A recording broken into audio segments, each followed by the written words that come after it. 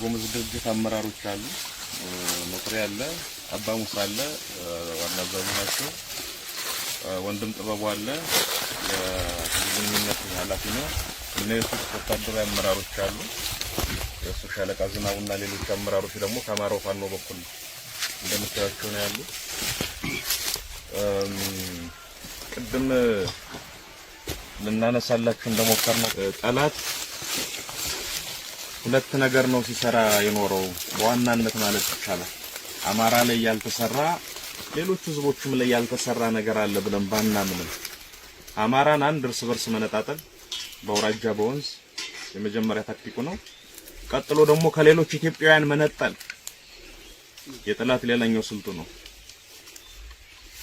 ባለፉት 70 እና 80 ዓመታት በትንሹ አማራን የነቃ ሁሉ እንዲጠላው ንቃቱ ንቃት ከሆነ የተደራጀ ሁሉ እንዲጠላው ጠልቶት ብቻ ሳይሆን እንዲገለው ጭምር ነው ሲሰራ የኖረው። በዚህ ምክንያት ብዙ ውድመቶች፣ ብዙ ኪሳራዎች፣ የታሪክ ገጾች ሊሸከሙ የማይችላቸው ግፎች በሙሉ ተፈጽመዋል።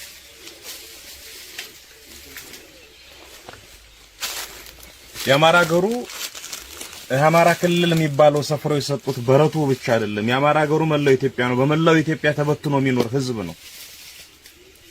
ኦፍ ኮርስ ለአማራው ብቻ ሲሆን የጉሙዝም አገሩ መላው ኢትዮጵያ ነው።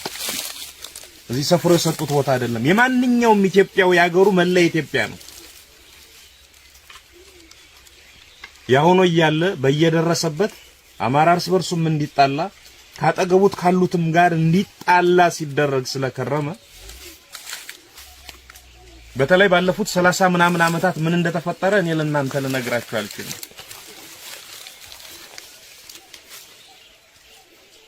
ብዙ ጉሙዝ ሙቷል፣ ብዙ አማራ ሙቷል፣ ብዙ ግፍ ተፈጽሟል፣ ብዙ ነገር ሆኗል። በነባር ማህበረሰባዊ እሴት መሰረት በሽምግልና ችግሮች ሊፈቱ እንኳን የተሞከሩ ቀን በማግስቱ ሌላ የጥልና የጸብ ዱላ እንዲያቀበሉ ጠላቶቻችን እርስ በርስ ሲያጋድሉን ነው የኖሩት። በዚህ ዘመን ደግሞ እሱ አይሰራም። ትውልድ ትግል ውስጥ ያለ ትውልድ ዛሬንም የምንሻገረው መጪውንም ዘመን የምንኖርበት ከወትሮ በተለየ አኳን መራመድ ስንችል ነው ብሎ ያምናል። የቂምን ግድግዳ ይሰብራል፣ ጥላቻን ይጸየፋል፣ ክፋትን መጠላለፍን ይጸየፋል። በክፋት በመጠላለፍ በመጠፋፋት ፋንታ ሰላምን ፍቅርን ነው የሚዘራው። እኔ የአማራ ፋኖ ድርጅት መሪ ነኝ። የአማራው ጉዳይ በቅድሚያ ይመለከተኛል። ለአማራው እንዲሆን የምፈልገው ነገር ሌሎች ህዝቦች ሁሉ እንዲገጥማቸው በጎ ነገሩን እመኛለሁ። የአማራን ትግል የሚመራ ድርጅት ስለመመራ እኔ ለአማራው እንጂ ለጉሙዙ ምን አገባኝ ልል አልችልም። አይገባም። ኦሮሞው፣ የትግሬው፣ የጉራጌው፣ የጋምቤላው፣ የሀዲያው፣ ሶማሌው ጉዳይ አይመለከተኝም። የአፋሩ ጉዳይ አያገባኝም ልል አልችልም። ይመለከተኛል። ስለዚህ በዚህ በእኛ ዘመን በዚህ ትግል ላይ ባለው ትውልድ ዘመን የቂም ቋጠሮችን እንፈታለን፣ እንበተናለን። መጠላላትን፣ መገዳደልን በፍቅርና አብሮ መኖር፣ በመተባበር አብሮ መስራት እንተካለን። የዛ አስተሳሰባችን ውጤት ነው ዛሬ አብሮ ያቆመን። በመሆኑም በዚህ ቀጠና ጉሙዝና አማራ አብረው ይኖራሉ። ሽናሻና አማራ አብረው ይኖራሉ። በርታና አማራ አብረው ይኖራሉ። ልዩ ልዩ ወገኖች አብረው ይኖራሉ። በእነዚህ ወገኖች መካከል በተለያየ ጊዜ በወፍራሙም በቀጭኑም እልቂትን የወለዱ ግጭቶች ጭምር ተፈጥረዋል። እሱ ማብቃት አለበት። በፍጹም ይሄ እንዲሆን አንፈቅድ። እዚህ የቆምንበት መሬት ላይ አማራና ጉሙዝ አብረው መኖር እንዳይችሉ መሬቱ ጠባቸው ነው አይደለም። ክፋት ነው መሬቱን ያጠበበው። ተንኮል፣ የፖለቲካ ሻጥር፣ ሰይጣናዊ ፖለቲካ ነው መሬቱን ያጠበበው እንጂ መሬቱ ሁሉም አለው። አይደለም ለጉሙዝና ለአማራው፣ አይደለም ለሽናሻና ለአማራው፣ አይደለም ለበርታው ለሌሎች ህዝቦችና ለአማራው፣ ከሌላም ዓለም ሌሎችን መጥቶ ጎትቶ ተሸክሞ መኖር የሚያስችል አቅም አለው መሬቱ። ድውይ የፖለቲካ አስተሳሰብ ነው መሬቱን የሚያጠብብ። አብረን እንዳንኖር የሚከለክለን በፍቅር እንዳይመሽ እንዳይነጋልን ሲከለክለን ይኖር። ስለዚህ ይህ የሰላም የፍቅር መንፈስ መሬት ላይ እንዳይዘራና እንዳይበቅል የሚከላከል ጀምስዳል። ምንም ነገር በቀን ይፈጠር ለሚመለከተው ሪፖርት እያደረጋችሁ ይሄን ነገር አስተካክለን መስመር እያስያዝን ነው የምንሄድ የሚሆን። ግልጽ ነኝ አይደለ? አንድ ወር ከምናምን በዚሁ ከበላያ ጀምሮ ባለው ቀጠና ስንንቀሳቀስ ቆይተናል። ብዙ የተሰበሩ መንፈሶችን አይተናል። ብዙ መጥፎ አሻራዎችን አይተናል። እሱ በከፊል ሳይሆን ሙሉ በሙሉ መቀየር አለበት። አማራ በየቦታው ሙቷል፣ በየቦታው ወድቆ ቀርቷል። የጉምዝ ሰፈሮች በየሰፈሩ ተቃጥለዋል።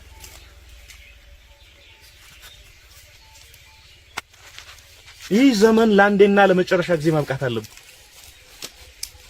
ኑ ከአማራ ማህበረሰብ ጋር መነጋገር አለባችሁ ስንላቸው መሪዎች ሁለቴ እንኳን አላሰቡም። ተከትለውን ነው የመጡ። የሽማግሌ ተወካዮች ተከትለውን ነው የመጡ። ነገ ብድግ ብላችሁ እናንተ ሄዳችሁ ከጉምዙ ጋር መነገድ፣ ከጉምዙ ጋር መስራት፣ ከጉምዙ ጋር መኖር መጀመር አለባችሁ።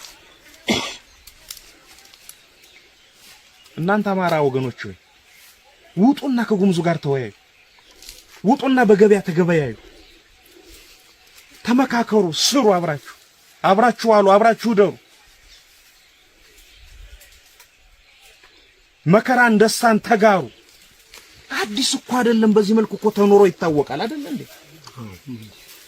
ምንድነው ታዲያ የሆነው? አሁን የገባ መጥፎ የፖለቲካ ድውይና ጋኔን አለ። እሱን ነው የምናስወጥ።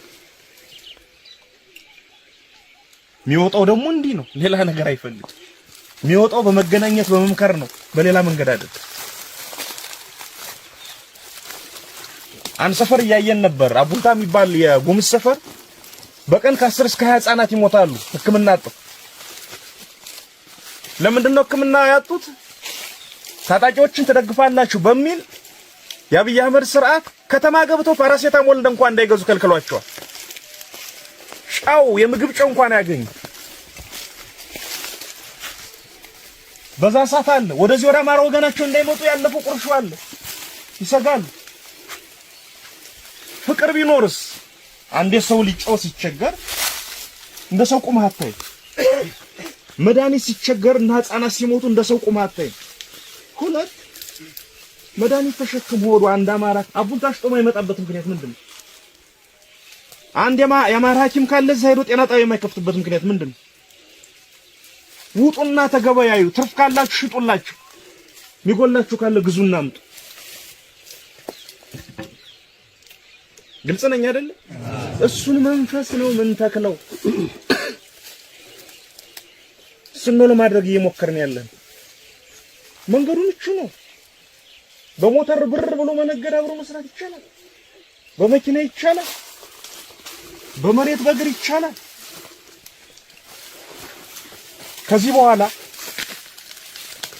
የጉምዝ ታጣቂ የሚሆን የጉምዝ ህዝብ ለአማራ ጠላቱ አይደለም። አማራ ለጉምዝ ህዝብም ለአማራ ታጣቂም ጠላቱ አይደለም። ይልቁንም ወንድሙ ነው። ይልቁንም የአንድ ሀገር ልጆች ናቸው። ይልቁንም በሰላም መኖር የሚፈልጉ በፍቅር መኖር የሚፈልጉ የሰው ልጆች ናቸው ጉምዞች። አማራውን በሰላም በፍቅር መኖር የሚፈልግ የሰው ልጅ ነው። እሱን አጠነው ነው መሳሪያ አንስተን መከራ እያየን ያለው። እግዚአብሔር ይመስገን እጅግ በተቀደሰና በተከበረ ቀን ዛሬ ተገናኝተናል። ከዛሬ በኋላ ወደ ፍጹም ሰላም፣ ወደ ፍጹም መረጋጋት፣ ወደ ፍጹም አብሮነት የሚወስዱን ስራዎች መትከል ነው የምንጀምረው። ሰው በእጁ ገሃነምንም ይፈጥራል፣ ሰው በእጁ ገነትንም ይፈጥራል። ሁሉም ነገር እዚህ ውስጥ ነው የሚወጣው።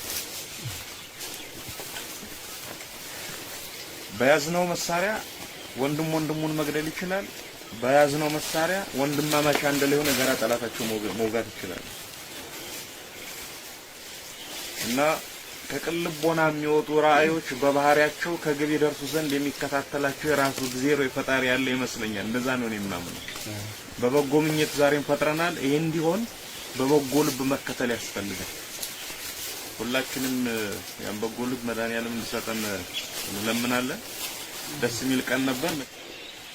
እግዚአብሔር የተመሰገነ ይሁን። ጨርሰናል። ጤና ይስጥልን።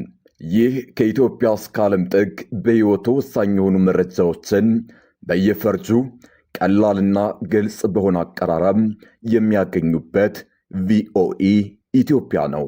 ከሀገር ውስጥ ጉዳዮች እስከ ምስራቅ አፍሪካ ቀጠናዊና ዓለም አቀፋዊ ጂኦፖለቲካዊ ጉዳዮችን ለእናንተ ለውድ ቤተሰቦቻችን ከዜና ባሻገር በየአውዱ በተመጠኑ ደቂቃዎች እናቀርብላችኋለን። በቀጥታም ይሁን በተዘዋዋሪ በሕይወቱ ወሳኝ የሆኑ ውስብስብ ጉዳዮችን በቀላልና ማራኪ አቀራረብ ማግኘት ከፈለጉም ቻናላችንን ሰብስክራይብ፣ ላይክ እና ሸር በማድረግ ቤተሰብ ይሁኑ። ቪኦኢ ኢትዮጵያ፣ የኢትዮጵያውያን ድምፅ።